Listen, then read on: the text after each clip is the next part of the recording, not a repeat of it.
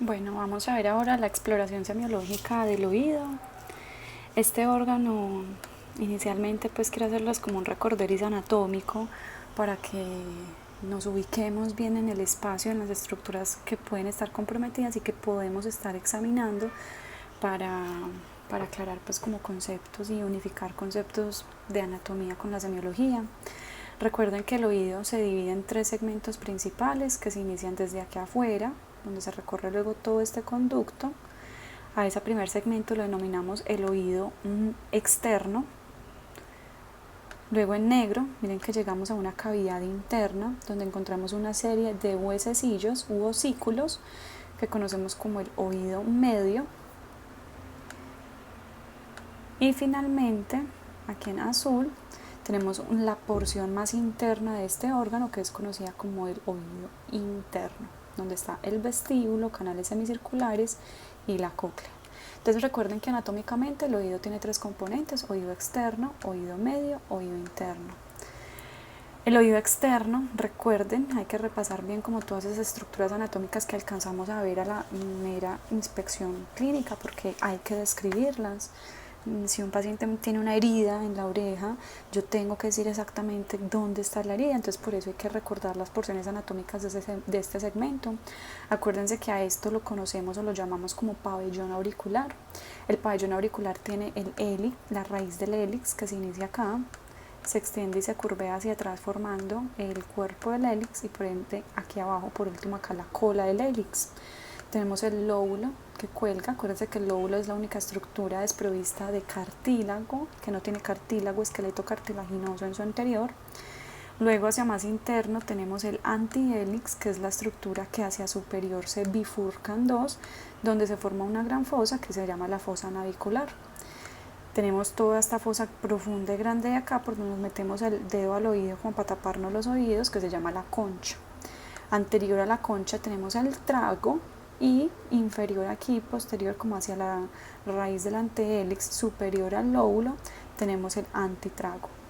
Entonces les recuerdo y les sugiero que repitan todas estas porciones anatómicas, cojan a los diferentes integrantes de su casa, lo sienten y inspeccionen cada uno de los pabellones auriculares que tienen ellos y observen cómo cada pabellón auricular replica estas mismas estructuras anatómicas: raíz del hélix, hélix, lóbulo, antehélix, fosa navicular, concha, trago y antitrago. Listo. También para recordar, sabemos que después de que nos ingresamos por el pabellón auricular vamos a tener un conducto. Ese conducto lo denominamos el conducto auditivo externo. Recuérdense que ese conducto auditivo externo tiene una longitud más o menos de 2.5 centímetros. Es un conducto que tiene dos porciones: una porción externa que es cartilaginosa, mírenla acá, y una porción interna que es ósea. Ese conducto está cubierto de piel y entre la piel, voy a borrar ahí como para representarlo más, entre la piel se forman pelos. Entonces es un conducto recubierto por piel y pelos. Y también es un conducto que tiene glándulas sudoríparas modificadas. ¿Cuál es la importancia de esas glándulas sudoríparas modificadas? Que ellas van a producir no sudor, sino el famoso cerumen, que es el material que nos sale por el oído, es encargado, un material que se produce por esas glándulas, encargada de limpiar y mantener limpio el conducto auditivo externo, conducto auditivo externo. ¿Qué característica tiene como grandes esas glándulas y esos pelos? Acuérdense que la piel descama y va creciendo, una célula epitelial que se forma acá con el paso del tiempo se va a ir descamando hacia afuera, al igual que la piel y el cerumen. Entonces ya migra de acá a acá y con el tiempo va migrando en este sentido hasta el exterior. Por eso decimos que la piel del conducto auditivo y todas esas estructuras se limpian solas, porque ellas migran de adentro hacia afuera. Por eso es que no nos metemos copitos por el oído.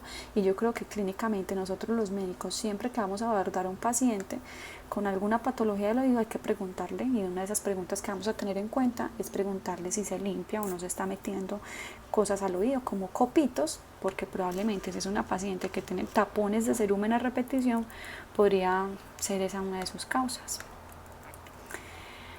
Acuérdense que por dentro de este conducto auditivo vamos a terminar en una membrana. Esa membrana la vamos a conocer como la membrana timpánica y así la debemos ver. Acuérdense que la membrana timpánica debe ser descrita como con un color gris perlado. Es una membrana que tiene ciertas estructuras anatómicas que resaltan. Por ejemplo, el mango del martillo es el primer hueso u osículo que encontramos en la caja, en el oído medio. La parte inferior del mango del martillo se conoce como el ombligo y hacia la parte superior, ese mango del martillo me tracciona esa membrana timpánica formándome dos pliegues, un pliegue anterior y un pliegue posterior. Por encima de esos pliegues voy a tener la porción flácida, esa porción de la membrana timpánica de allá arriba es no móvil, y por debajo de esos dos pliegues voy a tener toda esta porción que es denominada la porción tensa. Esta porción tensa de acá es la que le permite o le confiere movimiento a esa membrana timpánica. Y recuérdense que cuando iluminamos la membrana timpánica, esos rayos de luz atraviesan la membrana timpánica por este lugar, por el cono o el triángulo luminoso. El cono luminoso siempre, muchachos, que vayamos a inspeccionar el oído de un paciente, tenemos que buscarlo. ¿Por qué? Porque acuérdense que el triángulo o el cono luminoso me indica que la luz está pasando. Si yo no tengo el cono luminoso, el triángulo luminoso, significa que tengo algo atrás. Líquido que se está acumulando, alguna masa, algo atrás. Entonces eso ya me podría empezar a hablar, borramientos del triángulo luminoso, me podría empezar a hablar de las famosas otitis. Bueno. Llegamos al oído medio. Acuérdense que en el oído medio tenemos el techo, el piso. Acuérdense que por aquí pasa una vena muy importante que se llama la vena yugular. Tenemos tres huesecillos que de lateral a medial vienen siendo el malleus, anteriormente conocido como el martillo, el incus, anteriormente conocido como yunque, y el estapedio, anterior conocido como estribo. Cualquiera de las dos denominaciones pues se las permito este semestre, pero el ideal es que actualicemos los nombres, ya se llaman malleus, incus y estapedio. Recuerden que ese oído medio o esta caja interna está comunicada por este conducto con la nariz, la nasofaringe específicamente, por medio de esa trompa o ese conducto que vamos a denominar o que vamos a llamar la tuba faringotimpánica o trompa de Eustaquio. Bueno, el estapedio, recordemos que ocluye una ventana que es la ventana oval, que es donde se estimula la perilinfa para producir el sonido, y por acá está otra ventana que es la ventana redonda, donde se amortigua todo ese líquido vibrando. ¿Listo? Yo creo que esta parte de la cóclea o del oído interno, acuérdense que el oído interno, para finalizar como ese recorderis anatómico, acuérdense que el oído interno tiene la cóclea, que es de donde se produce el órgano de la audición, por aquí está saliendo el nervio coclear, el vestíbulo y los canales semicirculares. ¿Qué pasa con los canales semicirculares del vestíbulo? Acuérdense que son las estructuras encargadas de producir el equilibrio y de informar al cuerpo sobre el equilibrio. Acuérdense que allá hay células pilosas o células ciliadas con cilios y estereocilios, endolinfa y perilinfa, y dependiendo en la posición, en la movilidad de la cabeza que le demos, alguno de estos conductos semicirculares se va a mover hacia un lado, hacia el otro, y eso es lo que me va a activar cierta parte del par craneal para informar al sistema nervioso central hacia qué lado estamos girando o hacia qué lado nos estamos inclinando. Entonces, todo esto es como un repaso de la anatomía del semestre pasado. ¿Qué les recomiendo yo? Vuelvo y repito, que ustedes se encarguen de repasar muy bien. Antes de cada órgano tienen que tener pues como estos conceptos muy claros para poder entenderlos y aprenderlos mejor. Listo. Ahora sí vamos a entrar en materia. Como nosotros como médicos, cuando nos consulta un paciente por algún síntoma que involucre el órgano del oído, tenemos que empezar, ya lo dijimos, por una adecuada anamnesis. Y hay múltiples motivos de consulta por los que nos pueden consultar los pacientes. Entonces empecemos a conocerlos. Primer motivo de consulta, me pueden consultar por el famoso tinnitus. El tinnitus, el tinnitus es descrito como la percepción de un sonido tipo pitido. ¿Qué pasa con el tinnitus? Ya más adelante vamos a hablar de él, que puede o no puede existir. Entonces ya vamos a ver cómo abordarlo. Otro motivo de consulta, la famosa otalgia u otodinia. Ojo, la otalgia u otodinia es exactamente lo mismo y significan dolor. Algia, voy a borrar acá. Recuerden que algia, dinia también viene de dolor. Entonces oto sería dolor de oído. No podemos mencionar así otalgia u otodinia. ¿Qué pasa con la otalgia o la otodinia? Hay que definir qué es lo que le está doliendo, si el pabellón auricular, si el conducto auditivo externo o si el conducto auditivo interno, o si el oído medio, la caja timpánica. Vértigo, otro de los signos o motivos de consulta por los cuales nos puede consultar el paciente. Acuérdense que hablamos que dentro del oído está este órgano, canales semicirculares y el vestíbulo. Son órganos que se encargan de informar de la posición del cuerpo en el espacio. Entonces, trastornos en este órgano o trastornos en este nervio que está captando esa información pueden traducirse en pérdida del equilibrio, en esa sensación de mareo o vértigo. Pacientes también nos pueden consultar por estos tres fenómenos y es la salida del líquido por el oído. Pero la salida del líquido por el oído puede ser de tres tipos: tipo otorrea, tipo otorragia o tipo otoliquia. ¿A qué hacemos referencia con la otorrea? La otorrea es salida de pus, como secreción verdosca, purulenta, blanquecina por el oído. Cuando hacemos referencia a la otorragia, estamos hablando de ragia, sangrado, sangre por el oído. Y ojo con las otorragias porque me pueden indicar también, puede ser un signo indirecto de fractura de base del cráneo. Y la otoliquia, que también puede ser un signo indirecto de fractura de base del cráneo, liquia hace referencia a salida del líquido cefalorraquídeo por el oído. Entonces, ojo, que cuando un paciente nos consulte, es que me está saliendo un líquido por el oído. Sí, tiene salida de líquido por el oído, pero hay que clasificarla en si es otorrea, otorragia u otoliquia. Bueno, ¿qué otro motivo de consulta puede involucrar el órgano de la audición? Las hipoacusias. Esto es de los principales motivos de consulta. Doctora, es que ya no estoy escuchando bien. Y un tipo de hipoacusia, vamos a ver que las hipoacusias tienen dos tipos principales: las hipoacusias de conducción o las neurosensoriales. Pero un tipo de hipoacusia especial o que tenemos que tener un especial interés es la presbiacusia, que es la hipoacusia. Hipoacusia sabemos que es la disminución en la percepción de la audición.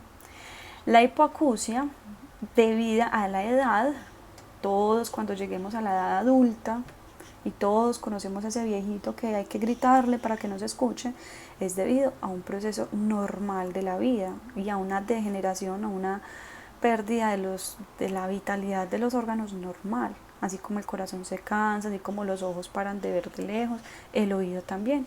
Y a esa pérdida, esa hipoacusia debida a la vejez, la denominamos presbiacusia. Entonces, ojo con la presbiacusia en los ancianos, que es un proceso normal. Hiperacusia, aquí está mal escrito, hiperacusia es el aumento en la sensación de la captación del sonido, cuando sentimos que escuchamos más de lo que deberíamos estar escuchando, eso lo denominamos hiperacusia. Las paracusias pueden ser otro motivo de consulta muy importante. Las paracusias son simplemente definidas como trastornos de la audición.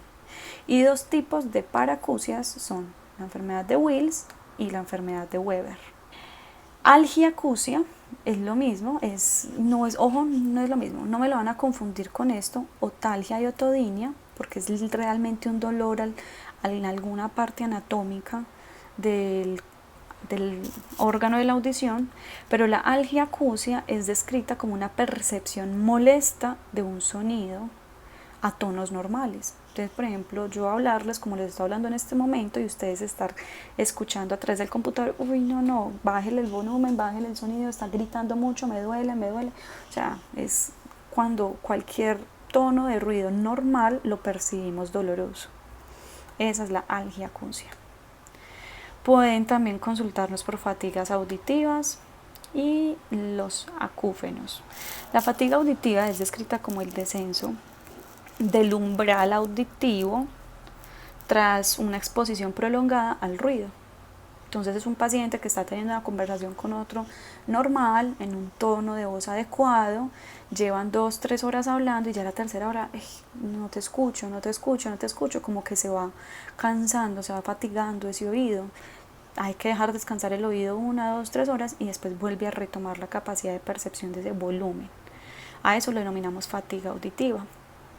Y los acúfenos son también dominados como la percepción de un sonido que no existe, fuera del oído.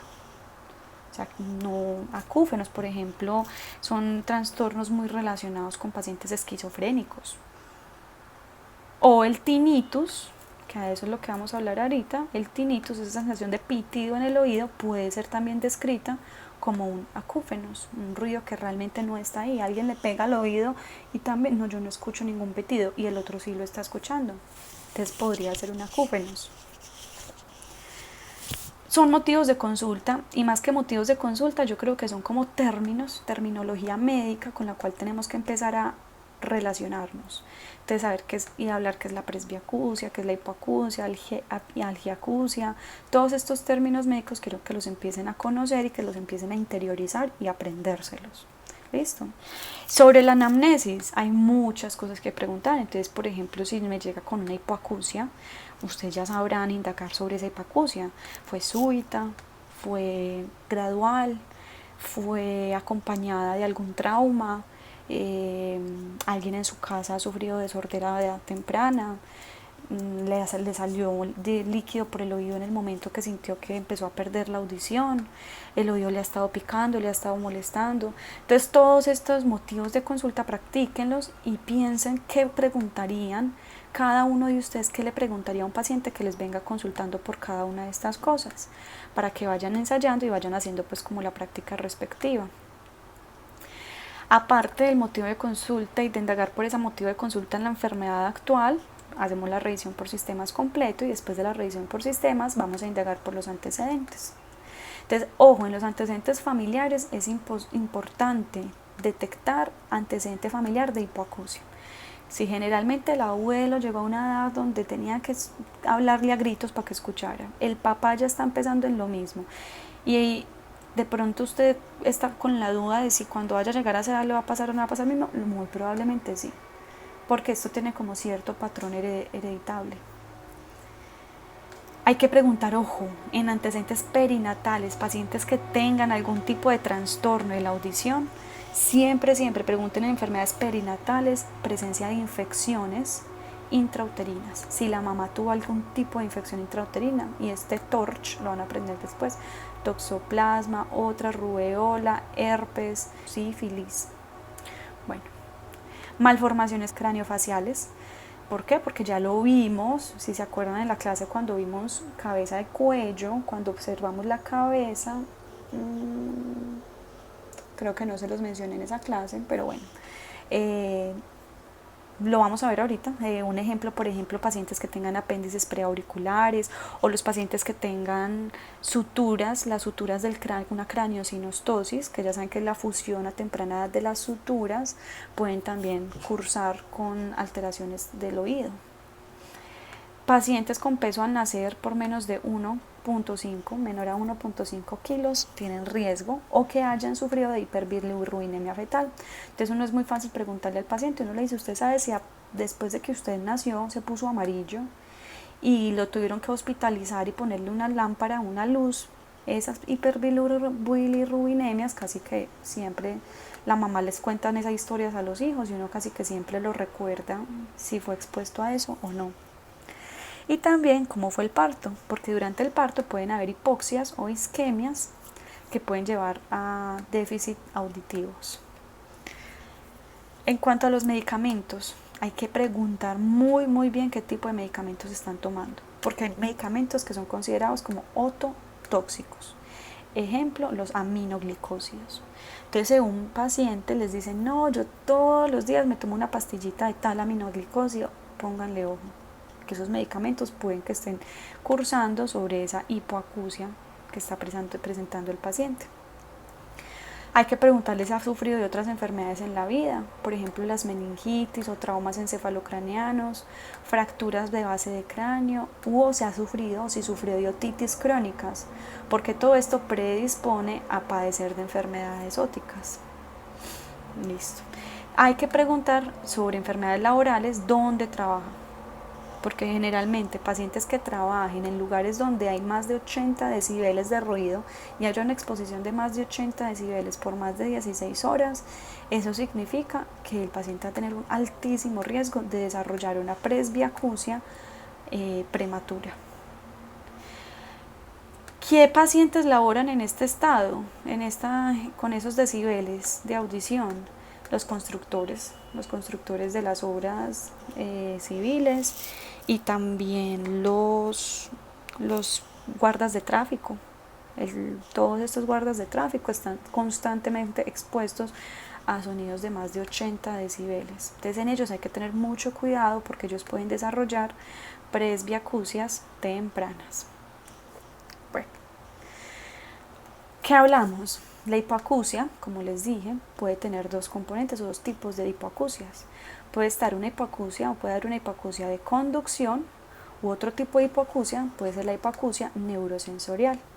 Y nosotros como médicos tenemos la obligación de diferenciar la una con la otra. ¿Cuál es una hipoacusia de conducción y cuál es una hipoacusia neurosensorial? Y por eso les traigo esta imagen. Es muy fácil entenderlas. Ya vamos a ver clínicamente cómo las diferenciamos. La hipoacusia de conducción me habla de que el sonido que entra al pabellón auricular y el conducto auditivo externo en algún tramo no puede seguir conduciendo. Entonces digamos un paciente que tenga un tapón de cerumen acá, tiene una hipoacusia de conducción. O un paciente que nació sin orejita y este conducto está casi que también parcialmente tapado, podría tener una hipoacusia de conducción. Cualquier alteración que me evite la conducción del sonido. Digamos la membrana timpánica. Si la membrana timpánica tiene una perforación, esa perforación puede producirme que la membrana timpánica pare de moverse. Y eso también lo conocemos como hipoacusia de conducción. ¿Qué otra característica o patología me puede producir hipoacusias de conducción? Los huesos. Si esos osículos o huesos del oído medio se empiezan a calcificar, a pegar el uno al otro, digamos que esto son articulaciones, la unión entre estos dos huesos, ¿cierto? Y a esas articulaciones, como cualquier otra articulación del cuerpo, le puede dar artrosis, se puede inflamar, se puede pegar. Entonces esas articulaciones también pueden empezar a sufrir. Y esos osículos también se pueden empezar a calcificar y osificar el uno con el otro. Eso me alteraría el movimiento de los tres huesecillos y me impediría pues como la propagación de ese sonido hacia el oído interno. Todas esas causas que les mencioné son causas de hipoacusia de conducción, porque el sonido no se puede conducir desde el oído externo hasta que adentro al oído interno. ¿Listo? Las hipoacusias neurosensoriales, ¿a qué les suena neuro? Son hipoacusias que se originan y suceden aquí dentro del oído interno, a nivel de la cóclea. Entonces son por enfermedades directamente de la cóclea o del octavo par craneal. Entonces ojo que son muy diferentes las hipoacusias de conducción a las hipoacusias neurosensoriales que me involucran el oído interno. Digamos que estas me involucran el oído externo y el oído medio. Muy bien. Sobre el tinnitus, entonces, es un acúfeno, como les dije, es un sonido que no se puede percibir realmente estando fuera del oído. Es una sensación, es descrita como una sensación auditiva anormal sin un estímulo que lo produzca. Esa es la definición prácticamente de acúfenos. Y el tinnitus puede ser de dos tipos, objetivo y subjetivo. Subjetivo si el paciente es el único que lo percibe, realmente no hay algo que lo explique. Objetivo, pueden en remotas ocasiones, pueden haber causas que sí me expliquen ese famoso pitido dentro del oído. Como por ejemplo causas vasculares. Las arterias que pasan cercanas al oído pueden estar muy dilatadas. Y al estar muy dilatadas, cada una de los latidos cardíacos pueden llevar a turbulencias dentro de esas arterias y esas turbulencias se pueden percibir como un oído, un pitido, como un tinnitus. Es una de las explicaciones que se le trata de dar a esos tinnitus, pero realmente yo creo que siempre vamos a estar expuestos a pacientes con tinnitus de carácter subjetivo, que no tienen pues como realmente alguna explicación y que es entonces un tinnitus considerado como un acúfenos, una sensación que no existe fuera del oído. La autalgia o la otodinia, recuerden que es el mismo término, otalgia, dolor, otodinia también es dolor de oído. Siempre que nos consulte un paciente, me duele mucho, le digo, piensen muchachos en que es una infección. Muy probablemente ese dolor de oído sea algo infeccioso. Entonces pregunten si es infeccioso, acuérdense que pues aquí está la nariz, aquí está la boca, que no haya sido, que tenía una gripa y obviamente esa gripa inflamó las mucosas, las cornetes, la trompa de Eustaquio y por ahí ascendió una infección a inflamar también el oído. Generalmente cuando hay otalgias, otitis, infecciones del oído, se acompañan de rinofaringitis. Entonces siempre que indaguemos por infecciones del oído, miremos si asociado, no tiene como síntomas asociados, no tiene infecciones de vías respiratorias altas. Bueno, ojo en los pacientes que, por ejemplo, se metieron en piscina y que después de la piscina, no es que usted estuvo la semana pasada en una piscina y le está oliendo mucho el oído, póngale el sello, que ese paciente adquirió una infección del oído de la piscina. Y esas infecciones tienden a ser muy severas, tienden a ser por salmonela y la salmonela avanza muy rápidamente y es demasiado doloroso, crean. Siempre pregunten a un paciente que tiene otalgia, siempre pregunten si es diabético, porque si vamos a sospechar una infección, la confirmamos y además el paciente resulta ser diabético, esa infección la vamos a tomar como una infección severa. Acuérdense siempre por preguntar por otros síntomas asociados, como la otorrea, le ha salido líquido.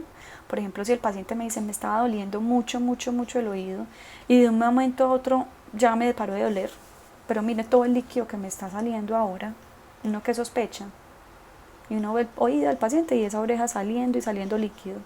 Uno sospecha que probablemente tenía una infección acá adentro, está acumulando pus, eso duele mucho, tenía acá pus, no tenía para dónde salir, perforó la membrana timpánica y ya empezó a escurrirse aquí al exterior. Entonces siempre que ustedes tengan ese paciente con otalgia que luego mejora y aparece una otorrea, pensemos o sospechemos una perforación de la membrana timpánica. Preguntemos por rinorrea, disfagia, fiebre, por lo que les dije, por los síntomas asociados a que siempre que hay una infección del oído probablemente se originó por una infección de las vías respiratorias altas. La relación al masticar, dolores relacionados al masticar pueden indicarme, acá no se me muestra en esta imagen, pero la apófisis la mandíbula se inserta más o menos a este nivel. Entonces, cuando abrimos y cerramos la boca y movemos esa mandíbula, estamos estimulando el conducto auditivo externo. Entonces, si tenemos una otalgia, una otodinia que empeore siempre al masticar, sospechemos que es una otitis del conducto auditivo externo, una inflamación, una infección del conducto auditivo externo. Bueno, ojo, pónganme la historia clínica, la lateralidad, porque ustedes dicen, me escriben todo muy bonito, paciente quien ingresa al consultorio por otalgia de 3 días de evolución, acompañado de otorrea súbita, tos, bueno, y me empiezan a describir absolutamente todo y terminan, pero yo nunca me terminé de saber si era el oído derecho o el oído izquierdo el que le estaba doliendo al paciente. Entonces siempre pongan es del oído izquierdo. En el oído derecho sin síntomas.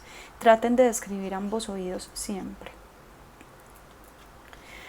Vamos, acuérdense que la otorrea, otorragia y otoliquia se diferencian por el tipo de secreción que contienen. Hay que describir ese aspecto de la secreción, el tiempo de evolución, las características que tiene esa secreción, cómo apareció. Acuérdense, si aparece una otorrea de forma súbita, sospechamos perforación de la membrana timpánica. y cómo ha evolucionado pues en el tiempo. En esta paciente más o menos ahí estamos viendo es una otorrea, eso es una otorrea. Miren este paciente, ¿qué tiene? Este tiene una otorragia y esta paciente se nota un líquido transparentosco que es la otoliquia. Ese líquido transparente corresponde a líquido cefalorraquídeo. Entonces siempre que vean otorragia y piensen en fractura de base del cráneo. Si el paciente les llega politraumatizado o inconsciente, revisen en los oídos para ver que no tenga ni la una ni la otra, para descartar esas fracturas de base de cráneo. Muy bien.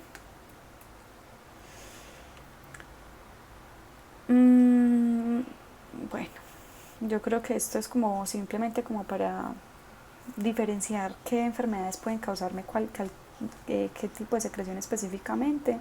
Por ejemplo, si yo tengo una secreción cristalina que apareció de forma aguda, pues yo voy a sospechar, en lo que les dije, que el paciente se fracturó la base del cráneo.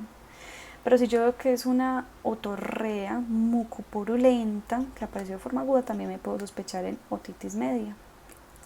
Serohemáticas, las serohemáticas que aparecen de forma aguda, ojo, porque tienen un tinte de sangre dentro de ellas, pero también un tinte seroso, podrían indicarme otitis medias.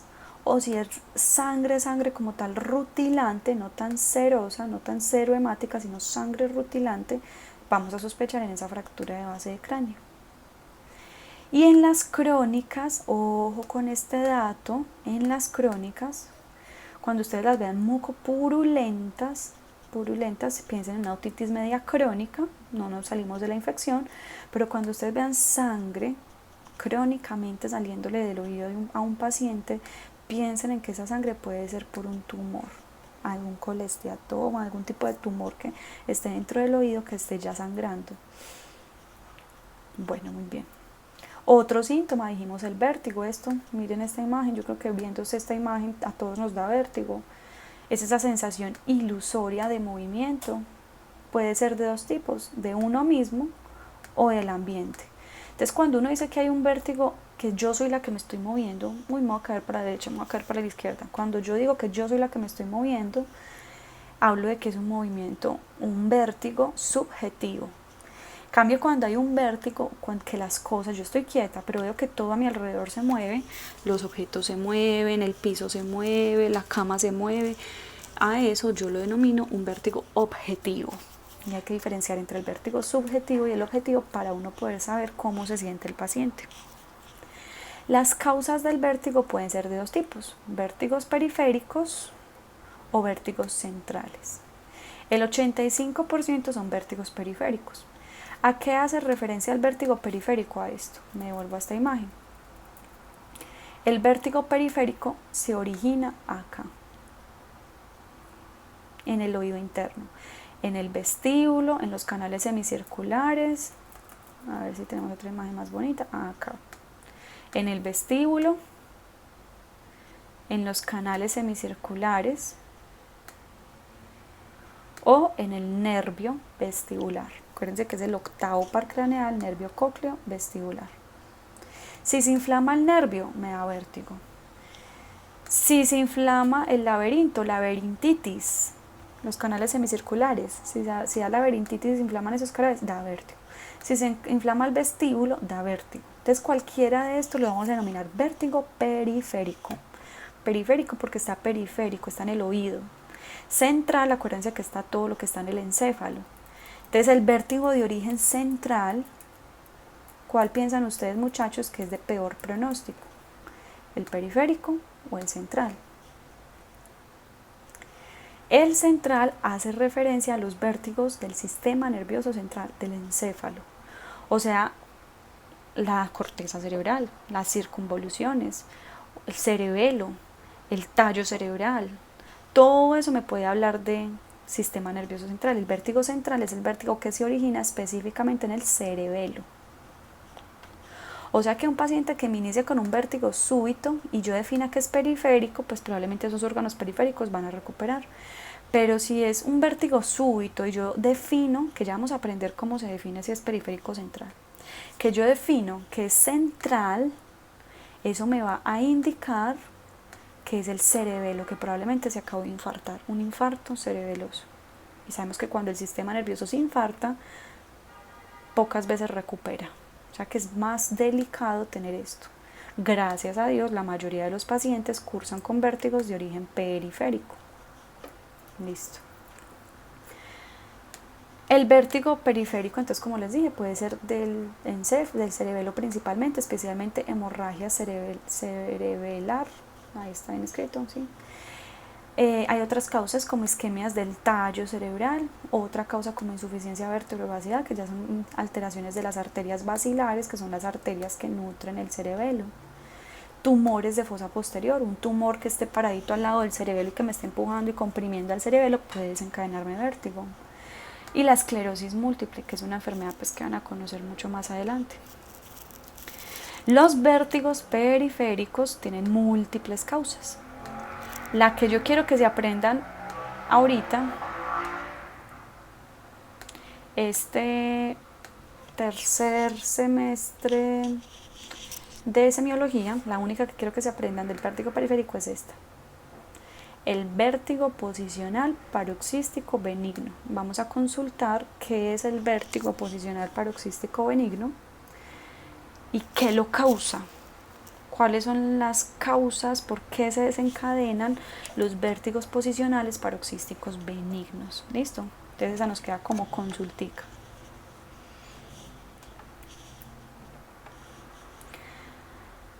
Clínicamente, ya vamos a ver que hay unas maniobras que cuando yo haga el examen físico de mi paciente, hay unas maniobras que van a ayudar a diferenciar entre un vértigo central y entre un vértigo periférico. Pero yo en el interrogatorio puedo hacer unas preguntitas que me pueden ayudar a diferenciar entre los dos. Entonces, por ejemplo, si es un vértigo, un mareo que apareció de forma repentina, de un momento a otro, nos aliviamos, probablemente es un periférico y le va a pasar al paciente. En cambio, si es un vértigo que fue creciendo lentamente, pensamos en que es central. La gravedad del vértigo.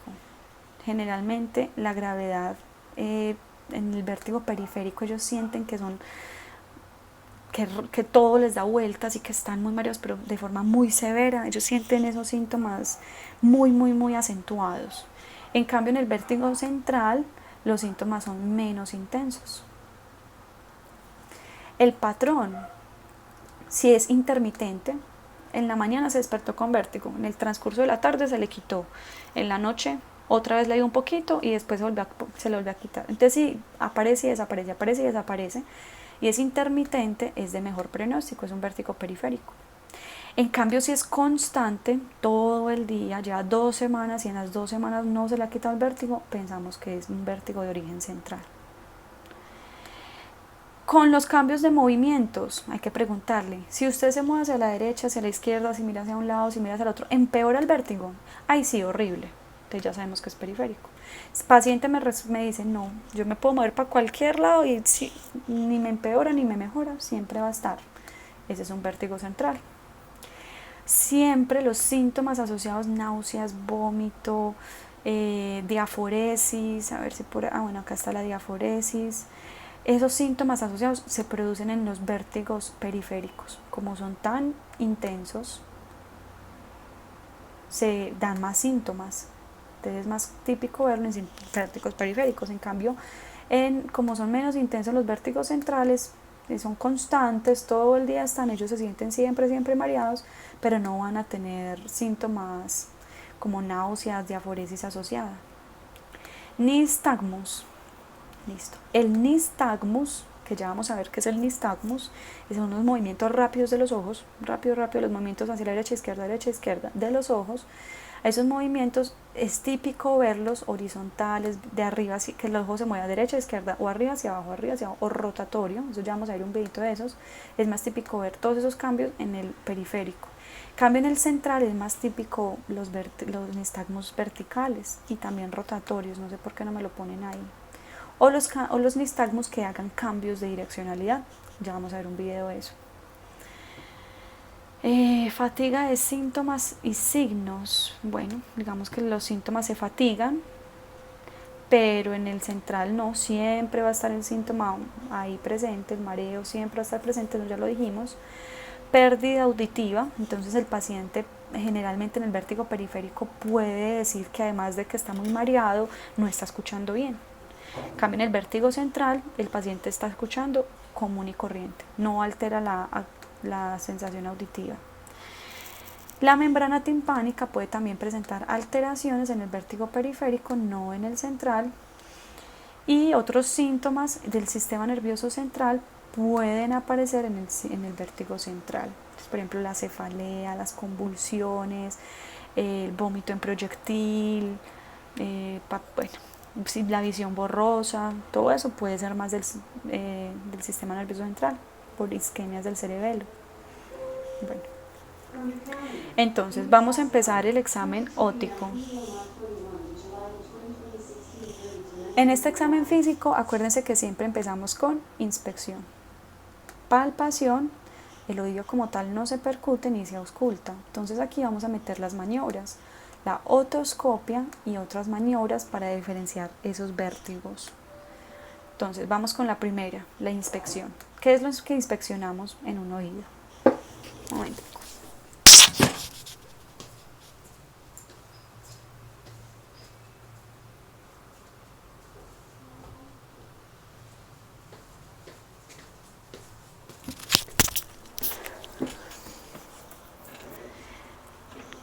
¿Qué es lo que inspeccionamos en un oído? Primero, la forma, todo lo que vemos externamente. Acuérdense que todo esto que vemos externamente es el pabellón auricular.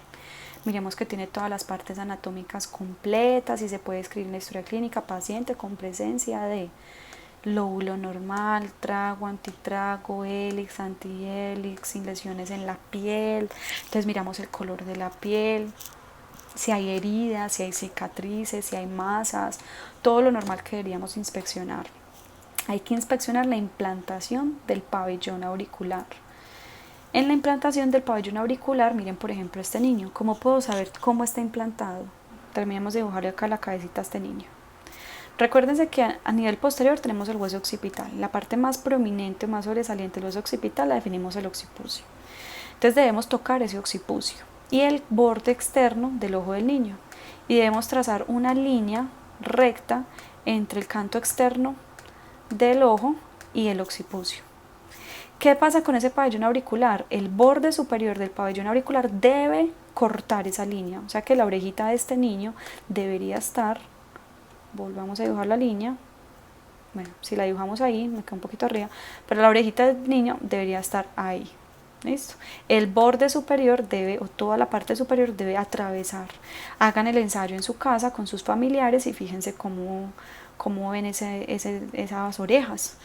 Esas orejas que están por debajo de esa línea recta que trazamos, las denominamos que tienen baja implantación. Entonces este niño tiene una baja implantación del pabellón auricular. Y eso es muy importante porque las implantaciones bajas del pabellón auricular se asocian a malformaciones de los riñones.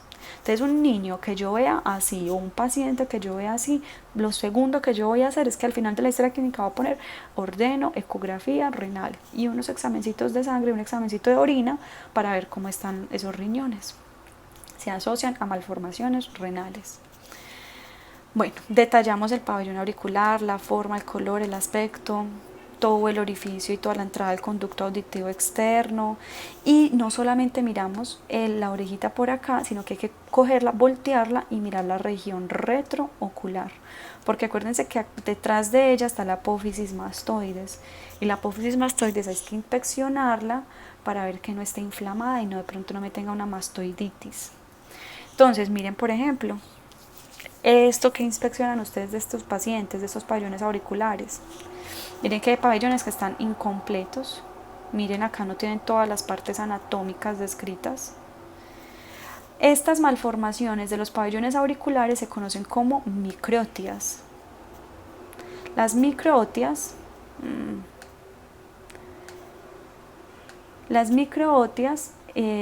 son malformaciones del pabellón auricular asociadas a una oreja corta y pueden llegar a ser tan severas como la de esta niña, que tiene una ausencia completa del pabellón auricular. Pueden o no acompañarse de ausencias también del conducto auditivo externo. Entonces son muy importantes las microtias. Esta niña tienes una a eso, cuando ya no hay ni un pedacitico de pabellón auricular, lo denominamos anotia. An de no tiene pabellón auricular. Este es el grado más avanzado, la anotia es el grado más avanzado de la microtia. Bueno, ¿qué observan en este niño? El de la izquierda, número 1. El de la derecha es el número 2. Entonces el niño de la izquierda, el número 1, miren que tiene un agujerito, ¿cierto? Esos agujeritos son conocidas como fístulas preauriculares. ¿Qué son las fístulas? Van a buscar eso. Consulta. ¿Qué son las fístulas? Esos conductos que se crean es como un conducto que se crea entre dos espacios. Esta fístula de acá está comunicando el exterior, y si yo me meto por allá, yo voy a ingresar hacia un conducto que me va a terminar. Generalmente esas fístulas terminan en el cartílago del pabellón auricular. Son muy importantes porque ese cartílago es muy sensible, y si cualquier bacteria se me entra por esa fístula, puede llegar al cartílago y me puede infectar todo el cartílago del pabellón auricular. Entonces, ojo con las fístulas. Y estas que ven acá, este paciente también tiene una microtia, y asociada a una microtia tiene una estructura que sobresale anterior al pabellón auricular. A esto le denominamos apéndice preauricular. Ojo, porque las apéndices preauriculares, esas apéndices preauriculares son también debidas o son también asociadas a malformaciones de las vías urinarias. Oreja de boxeador, otra cosa que yo puedo inspeccionar. Esta oreja que ven ahí es conocida como la famosa oreja de boxeador, o también conocida como oreja de coliflor, que dicen que se asemeja a una coliflor. El pabellón auricular, les dije que tiene un esqueleto. El esqueleto del pabellón auricular es un cartílago, específicamente es cartílago elástico, y ese cartílago es un cartílago muy sensible. Cualquier golpe, cualquier trauma, cualquier infección, cualquier hematoma puede cortar el aporte vascular hacia ese cartílago elástico, y eso me puede llevar a deformar esos relieves cartilaginosos y terminan produciendo esta oreja, la oreja en coliflor. Entonces este paciente es probablemente un boxeador y se ganó un puño en la oreja, le salió un gran hematoma, comprimió el cartílago entró en isquemia y necrosis, y así fue que le quedó la forma en la oreja, después de que drenó ese hematoma y recuperó el cartílago de la necrosis. Miren esto, ¿qué es esto? Son apéndices preauriculares, pero miren que ese apéndice auricular está eritematosa, inflamada. Entonces, cuando ustedes vean un apéndice preauricular, hay que describir eso.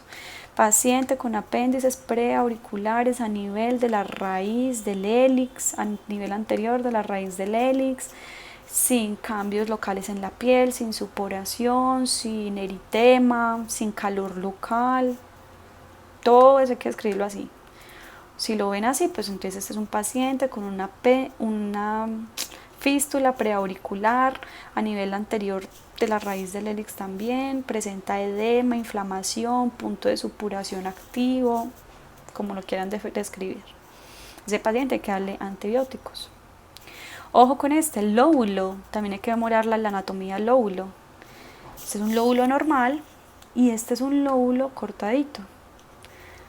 Generalmente podemos tener lóbulos con estas alteraciones por los pacientes que usan expansores o que se cortaron la oreja, que tuvieron algún trauma, pero siempre pregunten por qué, si eso es así, si él nació así o lo fue adquiriendo con el tiempo, o si fue un trauma. Porque si esta lesión fue apareciendo con el tiempo, a ese signo lo vamos a llamar el signo del pliegue o signo de Frank. El signo de Frank es muy importante porque siempre que ustedes vean eso en la oreja, eso es sinónimo de enfermedad cardiovascular. Un paciente con signo de Frank significa que las arterias del corazón se están tapando. O sea, que un paciente que ustedes meramente le dan eso en la oreja, mándenle un electrocardiograma, un examencito del corazón, que nada les cuesta a ustedes, y previnieron a un paciente y salvaron a un paciente de un infarto. ¿Qué vemos aquí? Una pericondritis. La pericondritis, ya sabemos, itis es inflamación. Pericondritis es la inflamación del cartílago de la oreja. El que me están mostrando un paciente con una policondritis, pueden haber muchas causas, enfermedades autoinmunes o por ejemplo la sífilis puede producirme esto. Hay que diagnosticar esta paciente que le puede pasar si no le tratamos bien esa pericondritis. Puede terminar con una oreja en coliflor. Bueno, y esta paciente, miren que vemos en la oreja y en el cabeza y el cuello de esta paciente. Está completamente inflamada, tiene muchas ampollas llenas de líquido. Este es el famoso síndrome de Ramsay-Hunt. Si no conocemos qué es el síndrome de Ramsay-Hunt, lo vamos a buscar. Acuérdense que es por un herpes zóster del nervio sensitivo del facial. Recuerden cuál es ese nervio sensitivo del facial, el intermediario de Brisberg. Todo el intermediario de Brisberg se riega y se inerva al área sensitiva de Ramsay-Hunt, y si el herpes zóster llega a invadir ese nervio puede aparecer el síndrome de Ramsay-Hunt. Esta paciente probablemente asociado tenga una parálisis facial porque involucra el séptimo par craneal, que no solamente es sensitivo en la oreja, sino que es motor en la cara. Entonces probablemente esta paciente curse también con una parálisis facial. ¿Qué observamos acá? A eso lo denominamos tofos. Estos depósitos blanquecinos que se forman en la oreja, pueden formarse ahí, pueden formarse acá, en cualquier parte, son secundarios de una enfermedad que se llama la calcinosis cutis. Puede verse y pueden observarse en la calcinosis cutis, o también pueden observarse en la gota. Creo que de todos hemos escuchado hablar de la gota. Cuando comen mucha carne, que mucha cerveza y que se acumula el ácido úrico y llega a las articulaciones, inflama las articulaciones, la gota, resulta que ese ácido úrico no solamente se acumula en las articulaciones, sino que también se acumula en la piel del pabellón auricular, y así se ve. Cuando se acumula en la piel, en esos tejidos blandos, lo llamamos tofos. Ese es un tofo. Esto no me está escribiendo. Tofo. Eso que me están señalando ahí son puros tofos gotosos. ¿Qué tiene este paciente? Una masa de aproximadamente 1 centímetro, 1 por 1 centímetro, exofítica, ulcerada, costrosa, eritematosa a su alrededor, negra en el área central. Muy probablemente esto sea un cáncer, un escamo celular, un cáncer ahí en la oreja. Todo eso hay que escribirlo. Y miren este paciente, ¿qué le ven de raro a ese pabellón auricular? Tiene un lóbulo colgando gigante. Este lóbulo lo denominamos lóbulo en campana. Lóbulo, si es lo en campana, ya se los corrijo cuando... Sí, me falla la memoria en este momento. Pero bueno, lóbulo en campana es producido por una enfermedad que se llama la lepra. Creo que todos escuchamos hablar de lepra, la lepra. La lepra puede acumularse todos esos bacilos, es una bacteria que puede llegar y acumularse a este nivel, inflamar todas esas áreas, además de comprometer gran parte del cuerpo, compromete el lóbulo de la oreja y se nota así la orejita.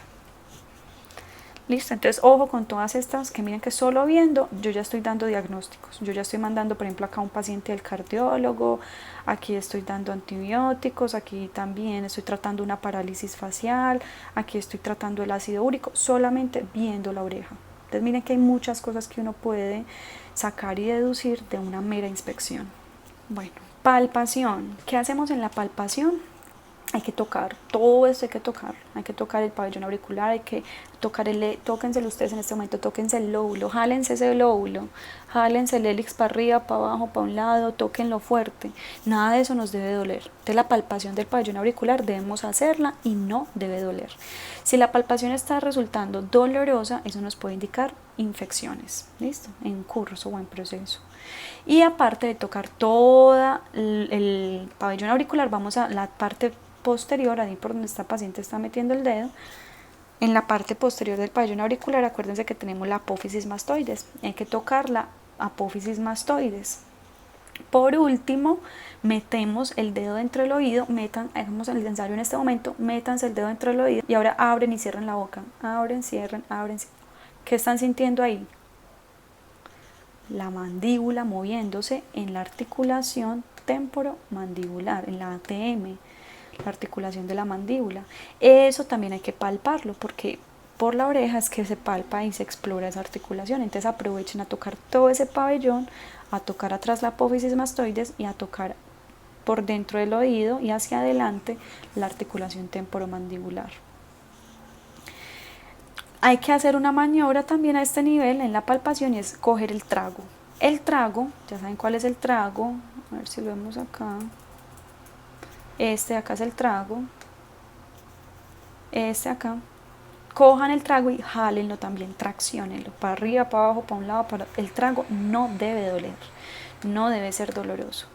Si resulta doloroso la palpación de la apófisis mastoides, del trago, la movilidad, mirar la movilidad del pabellón auricular, siempre sospechen una otitis media. Si yo veo el pabellón auricular todo normal, otitis externa o otitis media, pero externa a nivel del conducto auditivo externo. Bueno, se pueden tocar los ganglios preauriculares, los ganglios retroauriculares, acuérdense que ya hablamos de eso. Entonces, bueno, esta imagen es como para mostrarles que esa palpación debe ser completa y bien meticulosa. Y por último, vamos a hacer las maniobras. De las primeras maniobras que vamos a describir son las maniobras en relación a la otoscopia. La otoscopia es un procedimiento que permite valorar el conducto auditivo externo y la membrana timpánica. Acuérdense que por fuera estamos viendo el pabellón, pero yo no puedo ver por dentro a simple vista. Entonces para eso tengo este instrumento, el famoso otoscopio. Cuando yo voy a hacer la otoscopia, miren lo que está haciendo esta mano de este paciente. Está cogiendo con una mano, coge el otoscopio y con la otra mano coge la oreja. Con la mano derecha debemos coger el otoscopio y con la mano izquierda debemos coger la oreja del paciente y llevarla, si depende, si es un paciente adulto o si es un niño. Si es un adulto, yo debo coger la oreja del paciente y llevarla hacia arriba y hacia atrás, porque así alineo y rectifico ese conducto auditivo externo. En cambio, si es un niño, yo la debo llevar hacia atrás y hacia abajo. Niños, más o menos niños hasta los 5 años. A partir de los 5 años ya ese conducto auditivo empieza a cambiar de forma.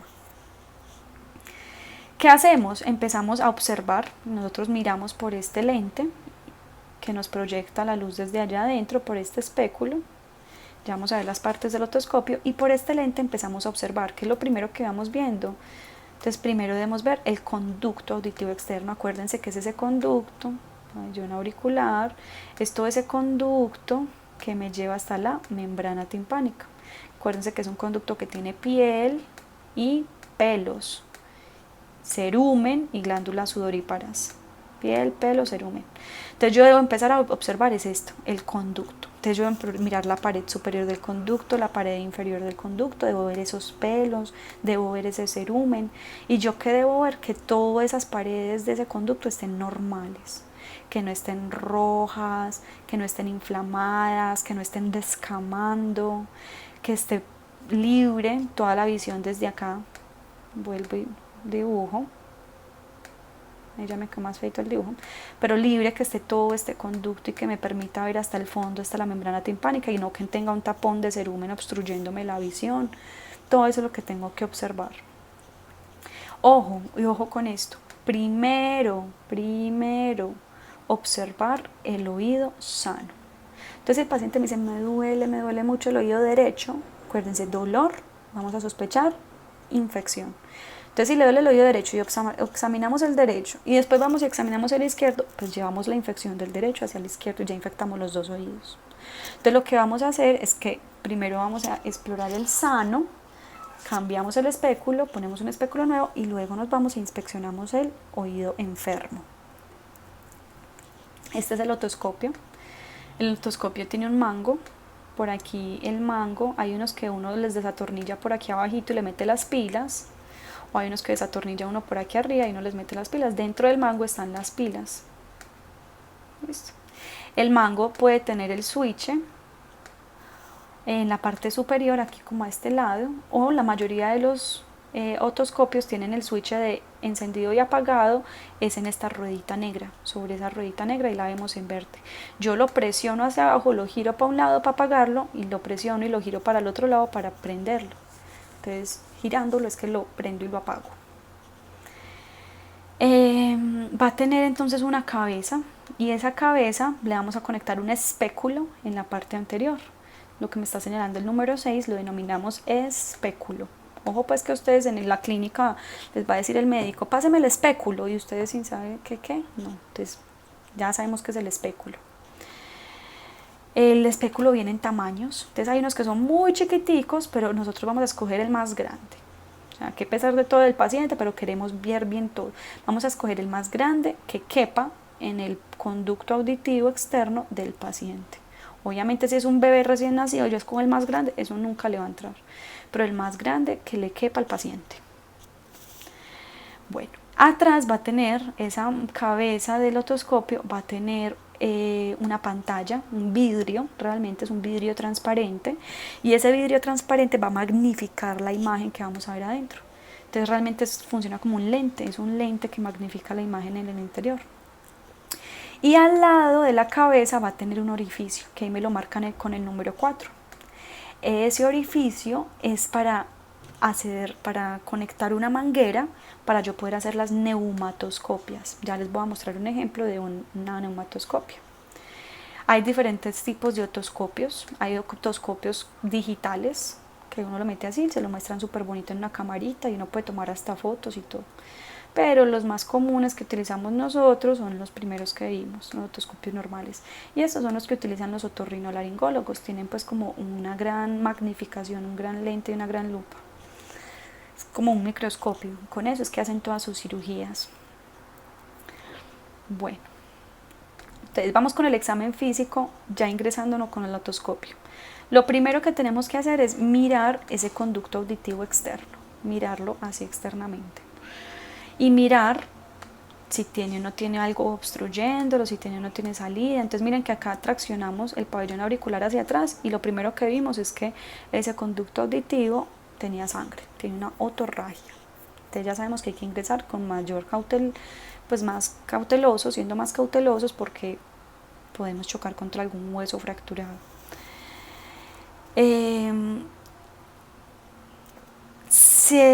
Aquí me dice que se debe identificar la permeabilidad. Pues la permeabilidad la podemos ver a simple vista o a medida que vayamos ingresando con el neumatoscopio.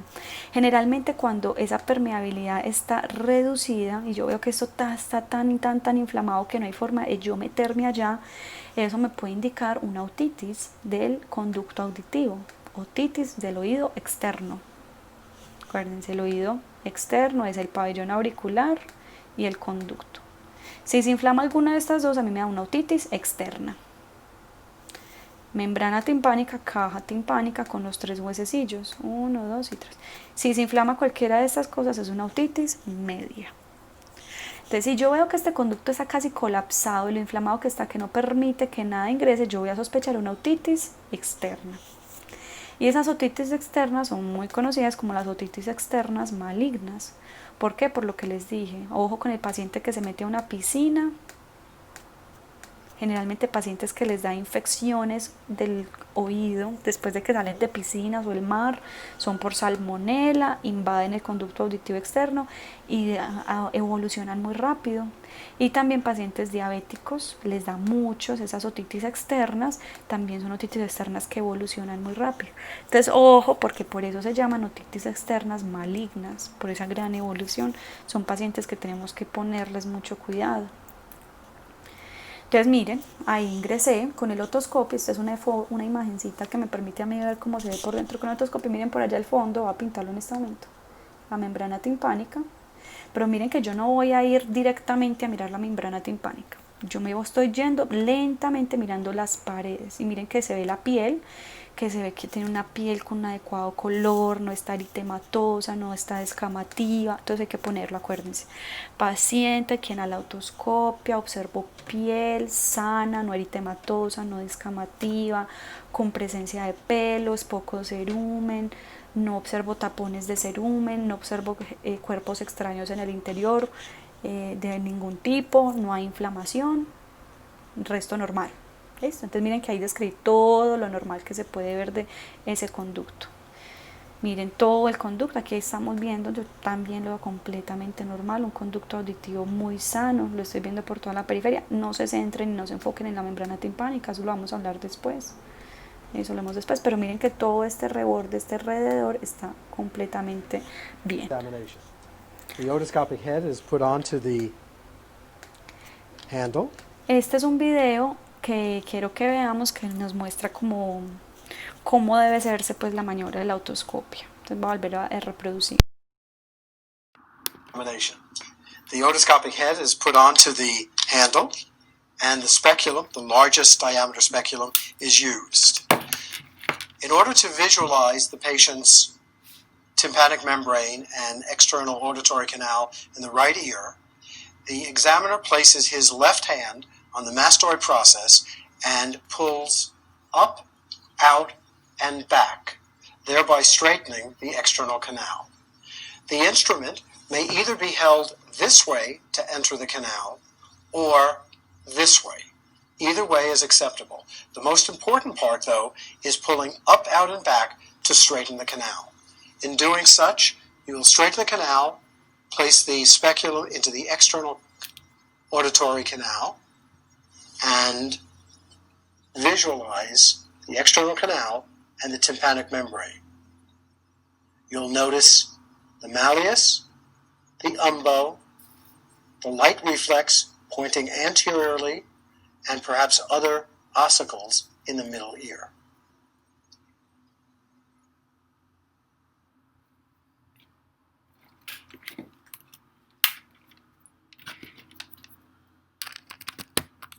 Listo. ¿Qué observan ustedes acá? Miren esta membrana timpánica. Eso es un colesteatoma, es como un tumor del oído medio. Se alcanza esa masa grande, exofítica. Ojo con esas masas cuando las vean. ¿Qué ven ustedes acá en este conducto auditivo? Miren, tanto el derecho como el izquierdo están severamente inflamados. Se nota esa piel descamativa, se nota roja, se nota inflamada. Miren que el conducto era como más amplio y aquí lo estamos viendo más estrecho. Otomicosis acá de pronto, miren esta primera imagen de la izquierda y miren cómo se ven las hifas, como si fueran honguitos, como esa red de honguitos que se forma a este nivel, es una otomicosis, se pueden ver esas hifas de los hongos. Y aquí yo diría que esto es una perforación de la membrana timpánica.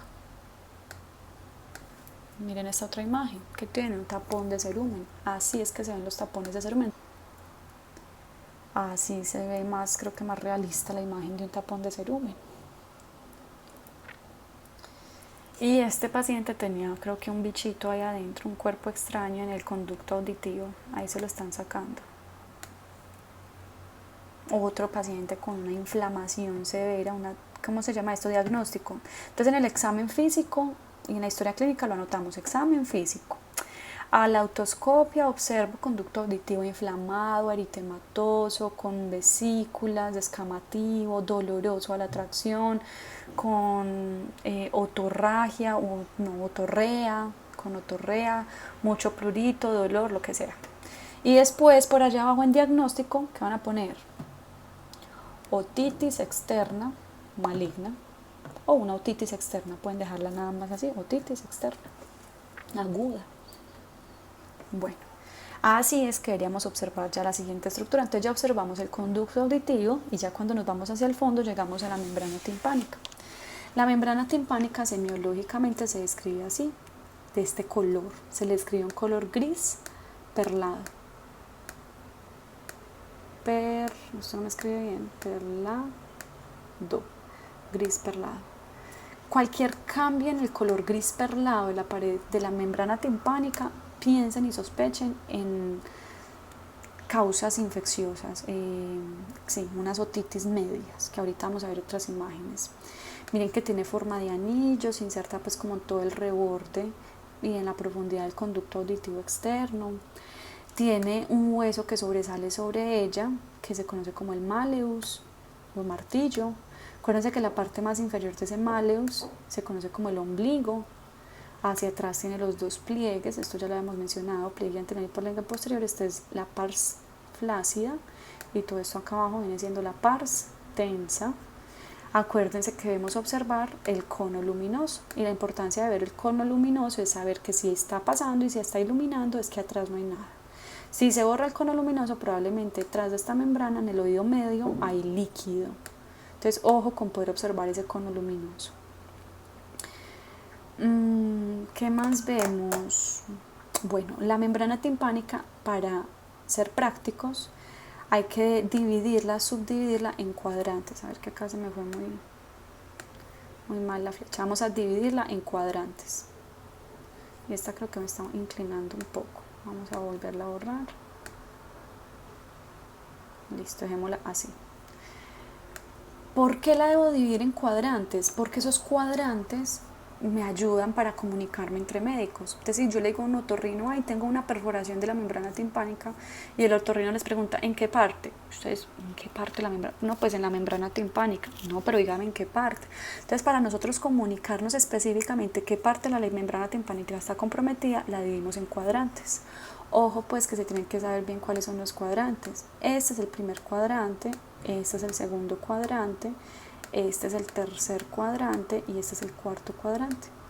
El cuadrante donde está el cono luminoso es el cuarto cuadrante.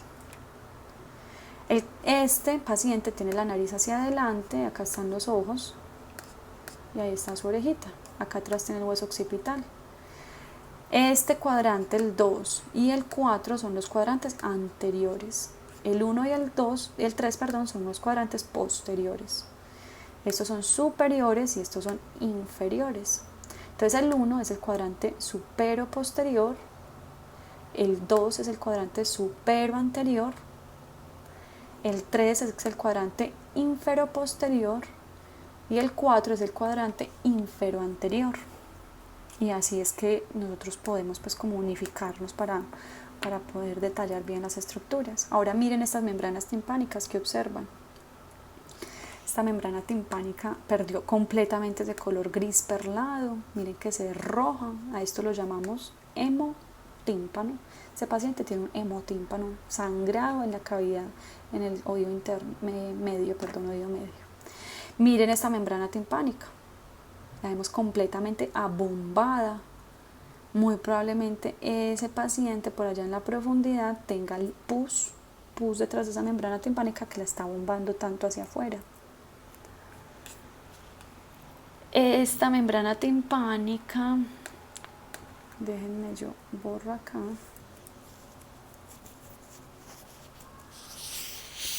Listo.